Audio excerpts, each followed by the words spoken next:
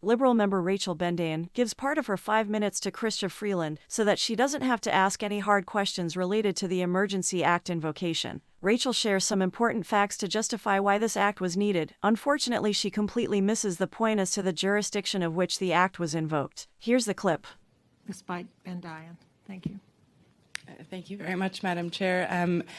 Minister, thank you for being here. And I believe you were mid-sentence in quoting somebody. Would you like to perhaps finish and provide us with the full quote for the record?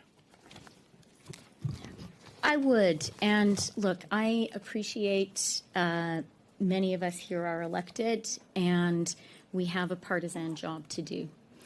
But I really want to speak very sincerely. Sure, Jan. As Canada's finance minister and as a person who fought so hard, supported really by our whole country, to maintain that essential trading relationship with the United States. It was clear to me that with each passing hour, our economic reputation with the United States as a reliable trading partner and as a reliable investment destination was being damaged. And I'm going to quote Elissa Slotkin, a Michigan congresswoman, and this is what she had to say. It doesn't matter if it's an adversary or an ally. We can't be this reliant on parts coming from foreign countries. The one thing that couldn't be more clear is that we have to bring American manufacturing back home to states like Michigan. If we don't, it's American workers who are left holding the bag. And then she vowed, and I quote, to continue the work that Michiganders have been pushing for over the last 30 years, bringing manufacturing of critical items back to the U.S. so that we're not dependent on others for our economic security. This is so dangerous to Canada, colleagues.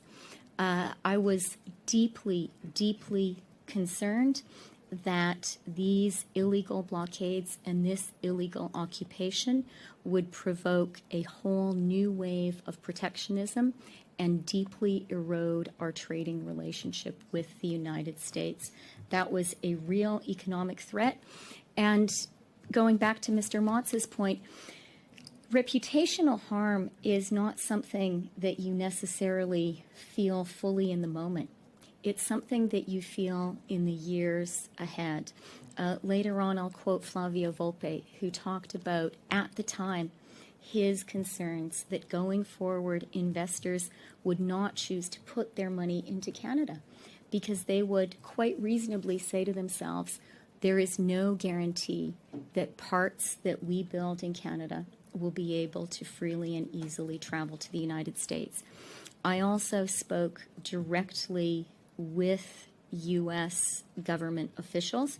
They were very, very worried. And I was very, very worried as well. The measures that we took were serious.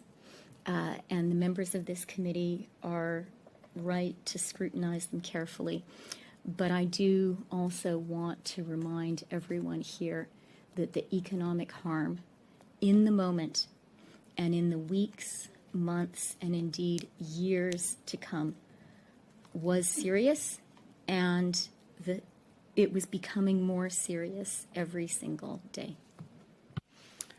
Thank you for that, Minister. And I, too, at the time was extremely concerned, particularly, as I understand it, both at the time and from testimony at this committee, that at the time of invocation of the Emergencies Act, the blockade at the Coutts, Alberta international border was ongoing and would only reopen on February 15th, that the blockade at Emerson, Manitoba was also ongoing and would only open 2 days following the invocation of the Emergencies Act. Surrey, BC, same things, only several days later, and there was a continued threat of further blockades at the Windsor border, which, as you mentioned, Minister, affected about $400 million in trade each day. I would just like perhaps to hear you on the economic importance, not only of our country, but also for workers. I have read a quote from Dave Cassidy, who's the president of Local 444 of the United Auto Workers Association, which represents workers at the factory in Windsor, who said, "Our whole economy depends on the bridge being open. If these lines don't run and the workers are sent home, then these working families, unfortunately, become collateral damage to the protest that's going on at the bridge." End quote. Minister, can you speak to the importance of supporting our Canadian workers at this time? 10 seconds. Okay, yes, very important. Thank you. Mr. Fortin, 5 minutes.